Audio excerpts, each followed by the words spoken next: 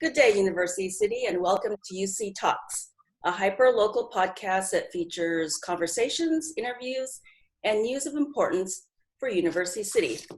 I'm your host, Jemma Samala, and I'm also editor of the UCCA newsletter. And this podcast is brought to you by the University City Community Association and made possible through a grant from the County of San Diego. And today we have with us Chris Nielsen, who was just reelected as president of the University Community Planning Group. That's the correct name, right? I always say the University City Planning Group, but it's University Community Planning Group. And so congratulations for that.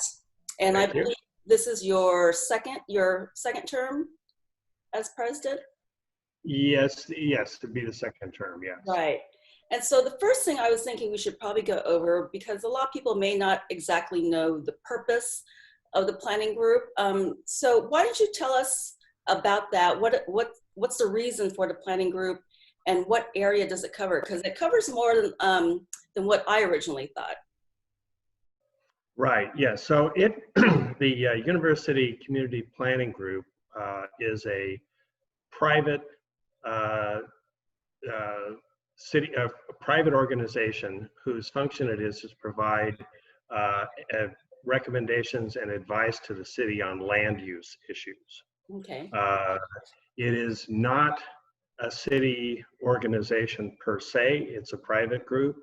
So the bylaws are produced by the group, and it agrees to abide by them. All planning groups around the city are required to submit their bylaws and their charters in order to be sort of certified as the city's official group for this purpose. Mm-hmm. And so there's a group for every community in the city of San Diego, a planning group? Yes, there is technically. Some are not active in very sparse areas, and some areas are represented by other planning groups. Okay, all right. And the area that it covers, because I think we're used to thinking of University City as kind of like the Golden Triangle, but it kind of extends a little bit to the east and a little bit, northwest. Correct? Yes, that's correct. It extends from 52 to the north to the I-5, I-805 intersection. It also includes the area to the north of UCSD, Torrey Pines State Park, and the industry that's on the east side of Torrey Pines Road. It also includes a mile and a half or two to the east of I-805 out along Miramar and Eastgate Mall. Right, yeah, I was surprised at that. And I'm not sure if this map, translates well. Oops, oh, okay, it won't show very well there, but anyway, if you go. It's been chroma keyed out, yeah. We're still trying to get used to this background and everything, but I would say to people also, a good website to go to is the planuniversity.org website, which has a lot of information on there, and I'll show you maps and everything. And I'm going back to the organization of the UCPG, as we call it. And so how many people are on the group, and how are they selected? And it represents both residents and businesses, correct? That's correct. It has 18 members that are selected from both residents and community members. Okay. And then 3 sort of ex officio appointed members. We have 1 member from MCAS Miramar. Mm-hmm. We have 1 member who represents the UCSD Faculty and Academic Senate. Mm-hmm. And we have 1 member that represents the UCSD administration. It's effectively, though, the UCSD Planning Department. Okay, all right. And then there are 9 residential members and 9 business members. Okay. And is there an election for that? I can't remember if we actually elect those members to the group. Or Yes, the business members vote for business okay, got it. members, and residents vote for residents. Okay. Seats. Yeah. Yeah, because I think, I mean, we live in South UC, and I think we tend to forget that there's a thriving, economic area right north of UTC Mall there, all over. Yes. And that's where a lot of the construction is going on, really, when we talk about what is brought forward to the planning group, right? Yes, the amount of construction and it's effectively it's redevelopment to a large extent, Mm-hmm. as out along Town Center Drive and Eastgate Mall, and out at Campus Point, there is some level of consolidation going on as properties are either merged together or just redeveloped. That is in some of the biotech industry, the buildings get old quickly in the sense that things change a lot between 25 years ago and now. So buildings don't have the same kind of lifespan that they used to have. And so there is a considerable amount of tear down and rebuilding going on. Mm-hmm. And so speaking of 20 years ago, and actually even further, so right now the big thing that's going on with the UCPG is updating the community plan. And so I guess, Yes, yeah. And so the last time it was updated was in 1987. So a long that's time correct. ago. And so, so what are the current issues that you have to deal with as far as updating the plan? Well, it's a comprehensive plan update in the sense that we're going to go, and we have been going through the entire the entire area to identify the the areas which are unlikely to change, and then the areas which are potentially available for change. And so, the planning department and its consultants have identified 5 focus areas in the UC plan area. They're North Torrey Pines, or North Torrey Pines to the north of UCSD, Okay. the area out at Campus Point, the area to the north of UTC along Eastgate Mall and Town Center, the area to the straddling Nobel on the east and west side of I-5, Okay. and in 3 areas in South UC. All right. Along Governor Drive, right? Along Governor Drive, yes. At the very end at I-805 and the commercial areas at Genesee and Governor, and at Governor and Regents. And just so people know, I know this has always kind of like been some big issues as far as dealing with traffic and safety and those kind of concerns. In 2016, I believe, they did take out the Regents Road Bridge and the Genesee widening out of the plan. So that's totally out of the picture, right? Okay. Yes. And then is there, I know some people have brought up the alternative of having a kind of like a safety lane bridge, and maybe for bike and walking instead of the full Regents Road Bridge. Is that still something that people can recommend or try to get on, or is that just totally out of the picture too? That was one of the project alternatives that was discussed and studied and rejected along with the full bridge. Okay.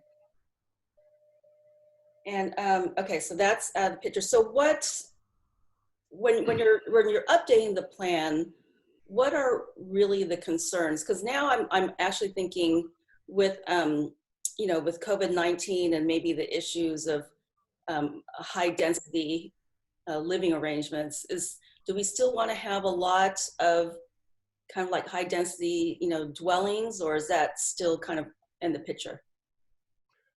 For South UC, relatively little will change in terms of the single family areas that are currently designated that way.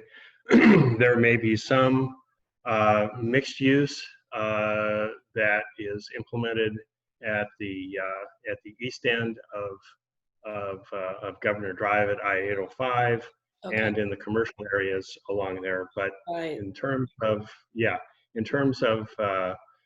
high density housing, it's going to be in North UC. Okay. All right. And so, and that's Those still those are really the only areas that are zoned multifamily okay. directly in the. I mean, there are individual parcels in South UC that are zoned for multifamily, but most of the higher density areas are in North UC. Right. And so is part of the plan to actually change some of the zoning of certain parcels? I think the idea is to take the existing areas and number one to kind of sort out their base zones. In North UC, there are significant portions of what we think of as the tech area, research and development areas to the north of La Jolla Village Drive, in and along Eastgate Mall and Town Center Drive, which actually have an underlying zone of R1 17 as multifamily Mm. multifamily housing. Those are, And so what does that mean? It's like you could have either one or well, it's when a parcel is zoned that way, generally speaking, a commercial is not available for that area. However, it's the case that there's a thing called an overlay zone, which has been passed by the city that leaves the underlying zoning in place, but rather makes it for research and development only there. And so there's not too much of a point in keeping an underlying zone which is not going to be used to a large extent. So these are things that will be eventually kind of sorted out as part of the fuller plan update process. But just in general, one of the things you want to do is kind of get the parcels zoned properly for the use that they have. And our biotech industry is very interested in keeping the R&D parcels in and around North Torrey Pines and areas like that as research and development. right. Well, and I would assume the city of San Diego would want to keep that too, because it's a Yes. economic boon for the city to attract these Yes. Yes. yeah. And so I'm still trying to, because quite frankly, I haven't really followed everything with regards to, the plan and the update. And I'm still trying to learn about how zoning works and all that kind of stuff. And so if you change in this new plan, the updated plan, is there a way that a zone changes where in the future it's going to be totally different from how it looks now? Or do current owners of the property, if a zone changes, do they have to change, or they just exist the way they are until they decide to sell? Yeah, that's a fairly complicated. It's a fairly complicated process, and generally it's more evolutionary than that kind of sounds. The idea is what we're trying to focus on is general land use. That is what things are appropriate for what areas, and this is, in the sense of where commercial, say retail, ought to be, and where office is best done, where research and development is best done, where residential is best done. Zoning is the methodology for implementing land use. Okay, so land use doesn't say, well, this parcel is going to be single family this or something like that. It's more of a this is going to be residential. This is going to have a particular style of density to it, Okay. and like that. So zoning is really divorced to some extent from the actual underlying land use. Okay. All right. Okay. And then during this whole plan, I think I wrote down the timeline for it. So right now, so this year it's still under where you guys are talking about alternatives, land use alternatives, online engagement, the public workshop, and you've got the plan subcommittee meetings going on. Yes. So I guess this is the time if residents want to give their input, this is when they should do it.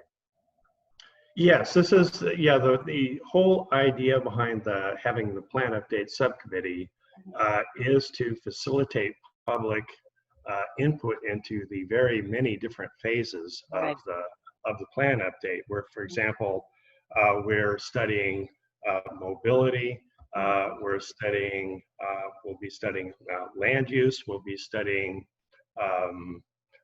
any number of factors that go into how areas are designated. And so this is the time to have the community engage in what they think, for example, open space or park space should look like. Right. Okay. And and what should we do with small parcels that perhaps the city controls or owns? Should these be combined with other nearby open space, for example, to increase our parklands, things like that? And so what just out of curiosity, what little city-owned spaces are there up in UC, like the UTC area, that would be available? That's a good question. Out by Nobel, for example, Nobel and 805, there are several parcels out there that would be highly desirable to combine with the Rose Canyon area to increase the amount of open space associated with that. These are parcels whose allotments, to a large extent, of traffic, that is the ability to put a building on that, is currently limited because the trips that were associated with the impacts that were associated with that have been transferred to other properties. For example, one of the Nobel properties that the city owns or controls has been used for an alumina complex across the street, right?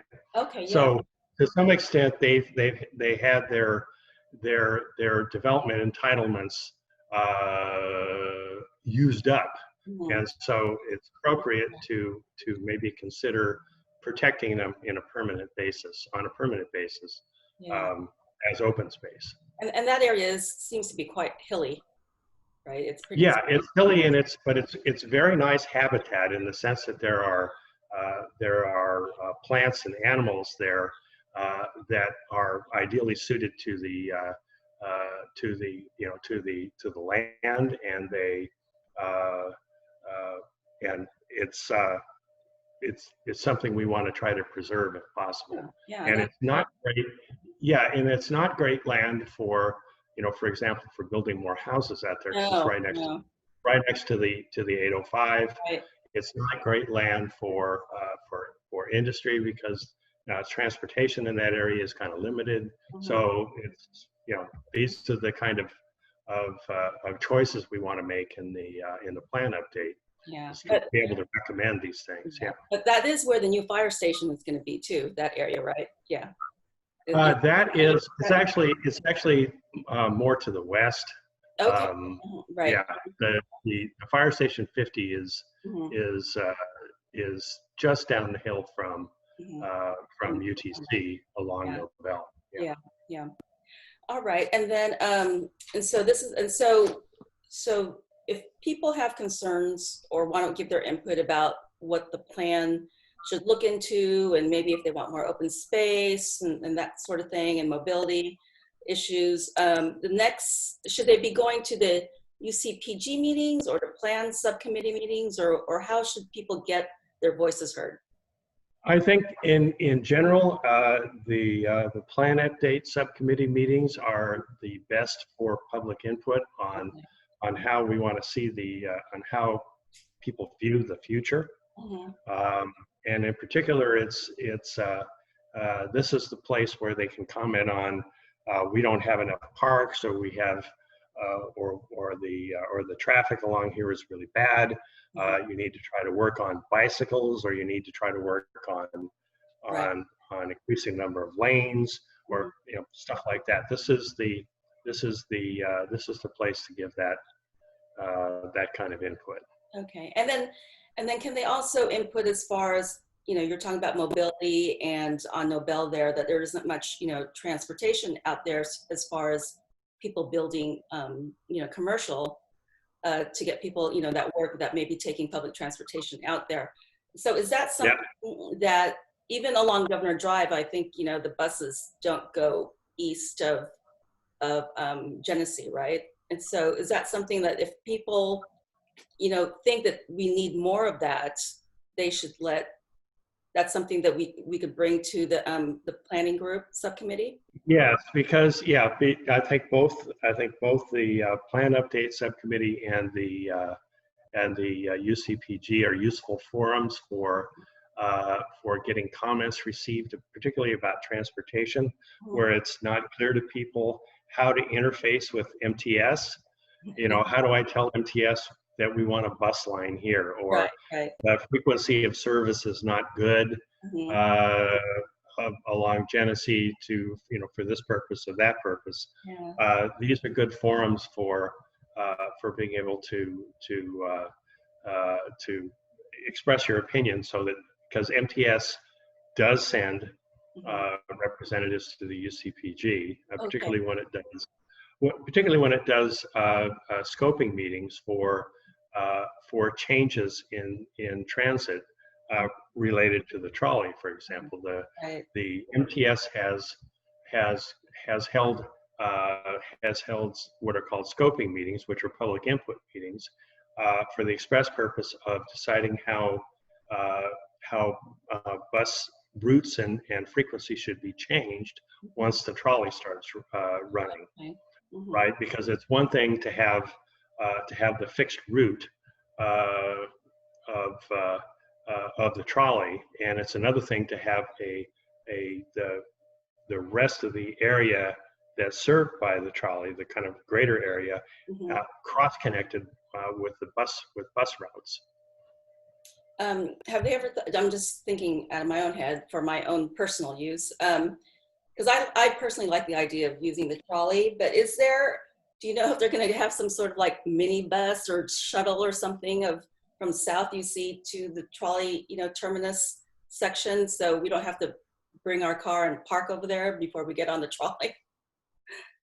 Yeah, well, that's a good question, and it's not clear to me that we have a good answer for that yet, particularly given recent events and likely budget issues associated with that. So I think the best thing to do at present is to at least make your opinion known, so that when people are considering this, there is at least an opinion on file as to sort of who would like to have this done. But it's a legitimate question, because you have all these residences in and around, essentially off of Genesee. Right. I mean, off Governor, and and no way to really connect with the transit system. I personally would love a little shuttle system just up and down Governor. Well, that's another. I mean, that's another. That's another option. Yeah.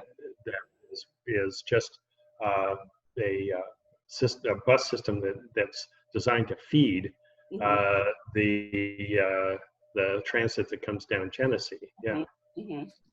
And so the plan. So people should get their input their comments in now, what they want to see. And then apparently, well, under the timeline, then next year, 2021, then you'll start the CEQA environmental analysis and the draft plan and Yeah. start talking about, do that. And so that's another whole other process. Yeah, the environmental impact report for the project, which is Mhm. which is what the plan update will be considered as. This will be a project EIR, a project environmental impact report for the plan itself. This will take between 6 and 9 months, and maybe it'll take maybe it'll be closer to 6 to 9. It's a little hard to tell. Yeah. Yeah, but as that's being worked on and drafted, the actual community plan language will also start to go together, Okay. so that because when the plan update, both the EIR and the written plan will go through the planning commission and then to the council. Okay. Okay. So there are multiple stages there Right. probably have 2 more visits to the planning commission Uh-huh. prior to a visit to the council. And then when it gets to the council, so can the council actually change it around, what's recommended by the community? Yeah,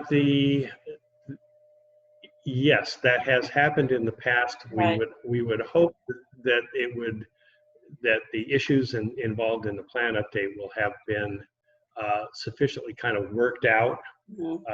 before the planning commission. And the whole idea is to try to get enough public disclosure around this so that it doesn't go through some transformation at the last minute. Right. After all this work. Completely unexpected. Yeah. Yeah. Right. This would just be bad form. Right. Right. And in planning all of this, how far ahead, I mean, are you, kind of looking forward to? Is this supposed to cover like 20, 30 years? I mean, I guess the last one kept us until now, until from 89. Right. I think this is the time horizon here needs to be thought of as like 30 years. Okay. And it's conceivable that the city may update things in a more frequent manner. Hmm. But these plans are expensive to produce. Yeah. They do involve effectively legal documents Mhm. and environmental impact reports, all of which have to be vetted, and then the council does have to vote. The mayor is not involved in the approval of the plan. This is Oh. this is prerogative of the city council only. Oh, interesting. Okay. All right. And so going back to the UCPG in general, there's another subcommittee that's going on right now, and that's with the Costa Verde project. Yeah, right. And so as most people know, there's, Bristol Farms is there and some other places, the McDonald's is there, and the bookstore and other things, the car wash. And so they're planning on a whole redevelopment of that area. Yes. And I guess it's a joint project with the Regency group, which is who manages it right now, or the developer. Yeah. And Regency Centers, and with Alexandria, who does Yes. who has built a lot of the commercial properties up in that Eastgate area up there, correct? And Yeah, and in North Torrey Pines, yes, right. right. That's right. And if people haven't driven up there, it's really quite amazing. There's some great architecture up there, I would say, and so for that project, there's subcommittees going on for that. How does that work? And so the subcommittee is working with the developers as far as how the project should go, or what is the reason for the subcommittee? Right. The subcommittee's purpose is to recommend a final project for the Costa Verde redevelopment that's consistent with good land use, good use of the of the area closest to transit. It'll be right next door to the trolley, right across from a bunch of housing and the shopping areas. So the developer Regency and Alexandria have proposed essentially keeping the gas station and the car wash and McDonald's. Both of those are highly favored by the community. Yeah, it's the only gas station within quite a distance for the residents and people that work there. And the McDonald's is one of the highest volume McDonald's in the county. I have my filet of fish Fridays, so. Yeah. So yes, and so the project will then tear down the rest of the retail and replace it with the same square footage, and then the developers want to add about 340,000 square feet of R&D space that will be built by Alexandria, and another 40,000. So these are not adding up right, but basically an office complex to serve alongside the R&D space. So the UCPG has made a comment, has sent in a comment to the city on the draft environmental impact report that Costa Verde released in the middle of March. And so once we get the final EIR back with the city's comments, then we will have Alexandria and Regency back before the UCPG, and they will do another presentation, and the UCPG will make a final project recommendation. Okay. And right. Remember, the UCPG doesn't approve things; it makes recommendations to the city. Right. Okay. So so the UCPG can't say no. You have to do this with the project. That's right. This is advisory. It's advisory only. The city decision makers like the Planning Commission or the City Council take community input seriously, and this is a mechanism for providing a proper forum for community input. But the community planning groups do not get veto power or approval or disapproval. Okay, all right. Huh. Right. And so these are only done by the decision makers. Yeah. Right. But the people in the community do vote, and so people should, I guess the council members should remember that, right? When approving things. Well, yeah, it's a mechanism for, it's sort of like, it's advice but not consent. Okay. Yeah. Right. And so that's the way you have to think about it. But the city decision makers do take the opinion of the planning group seriously. Okay. Yeah. Right? They don't always follow our recommendations or our advice, but they do take it seriously. Okay. And as far as the comments that have been made for the Costa Verde project, what are some of the concerns or suggestions that have been made? The UCPG commented primarily on the traffic impact aspects of the EIR. Okay. We found that the developer is asking for about 5,000 more average daily trips for its project site than the current 8,700 trips allocated to just the retail part of the site, and some of this is due to to adding the extra function of research and development and office space to the same amount of retail space. So, and also the applicant has proposed a hotel for the site, which accounts for maybe 40% of the traffic impact, depending on how it's viewed. So, these are the areas which concerned us greatly. The traffic impacts um, on the surrounding roads. The city has changed its will be changing its the way it does its traffic analysis on the 1st of July.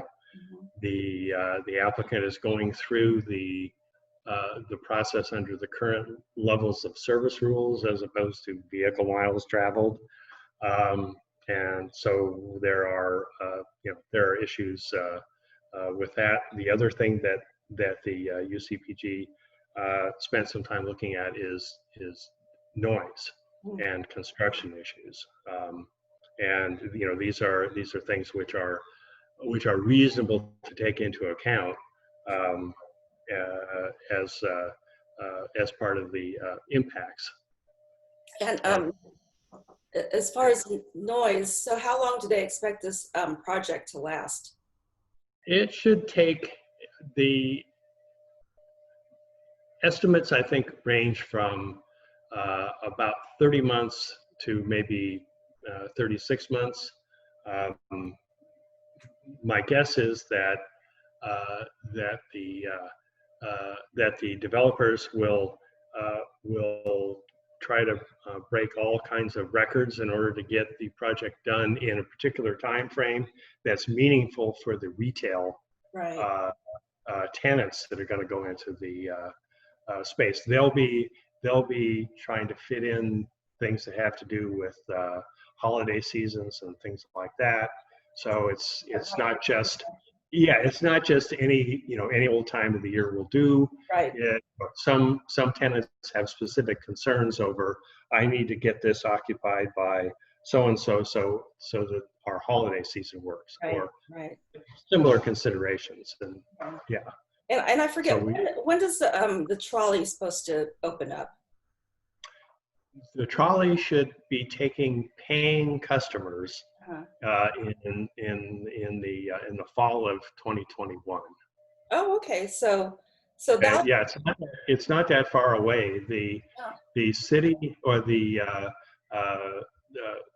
trolley expects to start running trains on their tracks sometime in spring of next year. Oh wow! This is a long process of kind of testing the entire system, right? Because the system goes all the way from UTC down to the border. Right. And most of that, of course, is built out, but still, it's a large project with several places where the tracks change from where they currently are now. And so that'll be open before Costa Verde is complete with their renovation then. That's correct. Yes. Yeah. And then, so I was wondering, because I was thinking that part of, people that are going to use a trolley that need to park, we're going to have parking spots. Are they going to have parking spots at Westfield UTC, or are they going to be parking spots at Costa Verde too, or both, or how's that going to go? The SANDAG, the Regional Transportation Authority Associated, that's the San Diego Association of Governments, does have parking near its main transit, the fixed rail transit stops. So it will have designated trolley parking at most of the trolley stops. These are only on the east side of Genesee. Okay. Yeah. So they'll just be, basically Westfield UTC. They'll have parking where they have all the bus terminal there and everything too. Right. So there'll be a certain number of 200 or 300 parking spots that are dedicated to trolley riders, and then the rest of the as parking will be controlled by the by the mall operators. Yeah, that's why I don't think there's going to be enough parking, and we need a shuttle from South UC. Well, I think that's, yeah, I think there are, there are reasons for, for thinking that's a good idea. Yeah, yeah. I think uh, the the areas around the residential areas around the trolley um, are also going to experience a better ridership Hmm. than the areas a little bit farther Right, away. But right. it's Mhm. yeah, Yeah, yeah. Um, okay, so going back to the Costa Verde project, it's going to take, 3 years once it's, they go through, everything's approved and they start construction. What's going to happen to, like, I keep thinking Bristol Farms. What's going to happen with Bristol Farms? Are they just going to shut down for those 3 years and until they're yes, over? And yes, they will. Yes, all the retail in the Costa Verde shopping center, except for the McDonald's and the car wash gas station, Mhm. uh, will close while they do the retail renovation and construct new parking structures. Then most of the parking will be underground. Mhm. There'll be some above ground parking to service the McDonald's and the gas station and dry cleaners and post office Right. right around in that area. The post office will, if everything works out okay, move from the upper area where it currently is down across from the gas station. So like the Uh, street level, that would like be the street level. yeah, right. And the idea there, that will not be charged parking. That will be in and out. Mhm. The Regency will monitor that area for improper use, but it's primarily designed to come in, um, get your business done, and leave. Okay, all right. And I've seen, some of the drawings and everything of what they're proposing. It actually looks really nice. Some of the architecture is Yeah. beautiful. And it looks like it's a big open area in the middle with the shops all around, and it's like a big open Yes. space. And so Yeah. it looks really nice. So is there, I can't remember, is there, um, because you said there's going to be R&D in the shops and all that. Is there in a possible hotel? Are there going to be any residential areas in the new development part also, or no more residential there? No, Regency is not proposing any residential Okay. Mhm. for the area. Okay. All right. And I did notice that there were a lot of the one meeting I went to, people were commenting about bike lanes and such to try to make it more community friendly for people to just like bike over. Is that something that's going to be part of the plan that Costa Verde takes care of, or the city takes care of, or if they decide to go that way? Yeah, I think this is one of the areas where there's a kind of a mixed and a kind of an amalgam of various interests Mhm. uh, in uh, uh, in terms of how transport circulation kind of works around the Costa Verde site. Mhm. The it's the case that Regency has proposed extending some bike lanes to the west, uh, but it's not clear how how useful that is in the overall area, because Genesee and La Jolla Village Drive are very bike unfriendly. People, Yes, I would be pretty yeah, scared people biking those people streets. kind of I take tell their you. life in their hands Yeah. going there. So to a large extent, the kind of the general improvement of bikeability in in that whole area, not just the Costa Verde area, but in terms of the bikeway all the way down Nobel from Genesee to Villa La Jolla, is this is really the responsibility of the city Yeah. and the plan. Okay, and we have been looking at examples of solutions for for improving the bikeability along Nobel, considering various options. Nothing has been decided. We've just been looking at what possible scenarios look like for that. But to some extent, it's not the responsibility of developers to fix every problem that hasn't been fixed in the last 25 years in an area. Yeah. This is one of the reasons why they pay facilities fees and impact fees, is so that there's a pot of money available to to mitigate in a larger way the impacts of various projects and development, as opposed to right next to their own property. Right. Yeah. So we talked about, the big things that UCPG is doing right now. We got the plan update. We've got and there's a subcommittee for that. And then there's a subcommittee for the Costa Verde project, which we just talked about. What other things are, I know there's a lot of construction going on. So what other things have been brought up to the UCPG lately? Right. So the next set of projects that are coming through are, to a large extent, kind of renovations of existing properties. Okay. There, each of the developers, particularly in the area to the east of Torrey Pines, and in Campus Point, and the area around Eastgate Mall and Town Center, they have a set of projects for for updating older buildings. So we have a lot of areas that have a lot of parking lots on them, and these were built 25 years ago, 30 years ago. So there's a constant looking at how current land use is allocated on these sites, and they're thinking of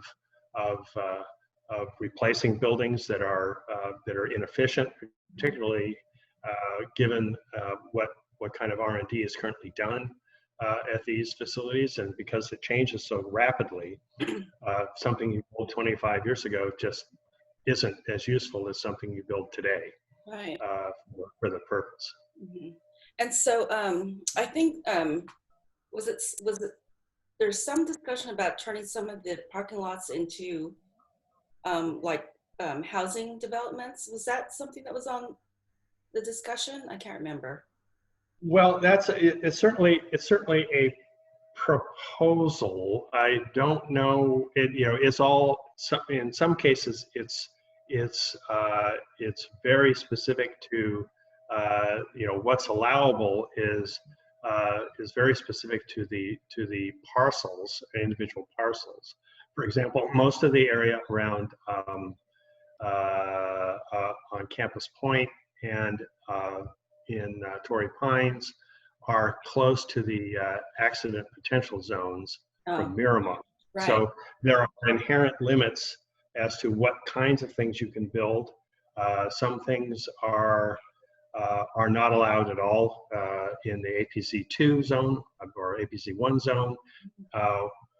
There are no residences allowed at all in those zones. Then there's a transition zone where various mixes of purposes are allowed, and certain heights are allowed. So it's partly deciding what the highest and best use for the land is. Maybe most of those parcels, it's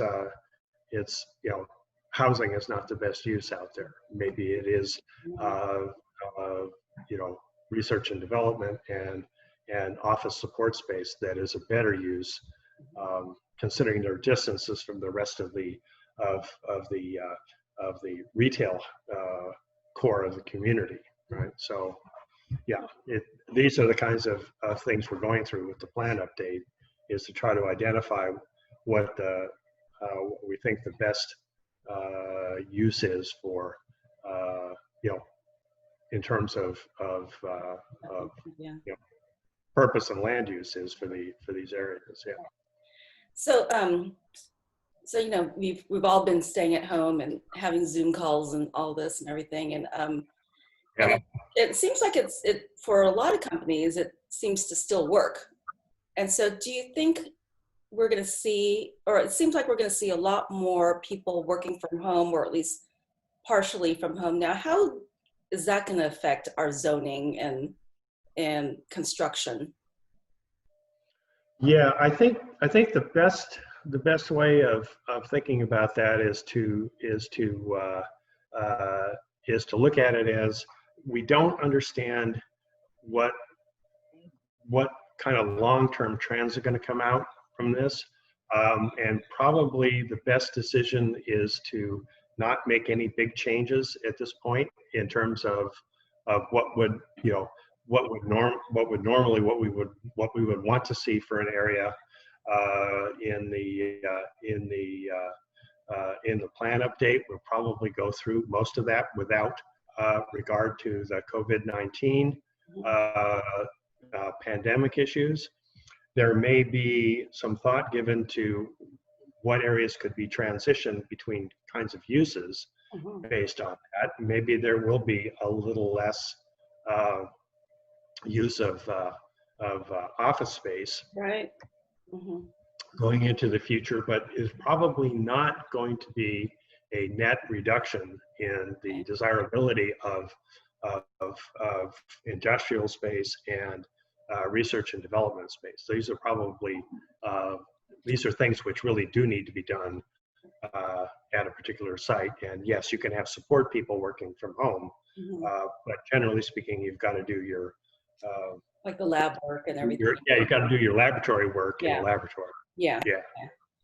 So, well, the UCPG really does go over, a lot, and there's so much that you have to consider. You were just talking about, the constraints with Miramar and everything. So, I remember, the past president, Janae Kruger, is a family friend, and hearing everything that she had to do and consider, it's a lot of work. And so, do you have a background in planning, or what's your background? No, my background is in scientific instrumentation. Okay. Manufacturer. Yeah, we had a business that built scientific X-ray detectors for protein crystallography applications. Okay. And so, yeah, we had a business out in Poway that ran for a little over 30 years. Wow. And so, yeah, that's my background. And the only thing I can claim is that my father was very active in planning in the Los Angeles area when I was growing up. Okay, so maybe it's following that tradition. I don't know. Right. So yeah. Because it's a lot. There's so much stuff that you guys are having to look at. All the reports and everything. It's a lot of work. I mean, I think I was telling you. Yeah, it's a full-time job. Yeah, it's probably a 1/3 or 40% effort in terms of the amount of work. And so yes, you don't really. Janae did this while she was running her consulting business, right. which is a lot of work. Right. Yeah. Now, admittedly, a lot of the things, a lot of the issues and things that she was involved with for her business were related to planning, but still, it's there's no substitute for actually having to do the do the work and looking through everything and dealing with all the issues that come up. So yeah, it's and I assume that you've gotten to get to know the city officials and planning groups and all that really well now after having to do all this. Yeah, I mean, we interface primarily with the planning department because our community planner, who also is in charge of the plan update, Katie Witherspoon, these are the the people you deal with on an everyday basis, and then we know the other people involved in the planning department, and then we also eventually get to know the development services people. Yeah. So a lot of people you have to deal with. Yeah. And community members and all that too. Yeah. I mean, it's it's a community of interests, and you have various people that are interested in one sort of thing or another, and yeah, Right. it's what you have to do. Right. Yeah. Well, thank you very much for taking all the time in your role, because that's a lot of work, for the UCPG, and everybody should remember you and your board and the members are all volunteers in this. So yeah, that's correct. Yes, we're all, yes, everything is done on a volunteer basis, just right. as the everybody in the UCCA is Mhm. has volunteered to do Yeah. the functions that they do. Right. And Yeah. So just want to thank you, and everybody in the community should thank you guys for all the work you do. And there's so much info, and it seems like there's so much going on all the time that we'll have to catch up again probably next year and see what's going on. yeah, we'll have a better idea what the state of play is with both And yeah. the health issues, and Mhm. we Right. could also have a better idea what where we are in the actual plan update. We Right. are moving in full force with Mhm. the plan update, and we were fortunate to get some grant money from the state Mhm. last year. Mhm. That is proving to be very helpful now that the city has a budget crunch. Yeah. Oh, good. And so I guess the best way to get information about it is to go to Plan University City. I keep saying University City. Yeah, planuniversity.org. Org, Yeah. and go there, and there'll be agendas and information on next meetings and everything. And I assume the next Yeah, meeting will be by Zoom again, right? right. Yes, we're likely to, I think we're likely to stay with the Zoom format for, probably for most of the summer. Okay. Just because it's safer given what we know. Right. So that's, we're going to err on the side of caution. Mhm. Yeah. All right, good. All right, so everyone find out if you have input, go give it to the board members and attend the meetings. And so again, Chris Nielsen, president of UCPG, thank you for joining me today and your time and work on UCPG. It's really, we really appreciate it. And once again, this podcast is brought to you by the University City Community Association and made possible through a grant from the County of San Diego. For more information about UCCA, including membership, and to view our monthly newsletter, go to our website at universitycitynews.org. And remember to follow UCCA on Facebook, Twitter, and Instagram. And thanks again. Have a great day. And remember, University City, more than just a neighborhood.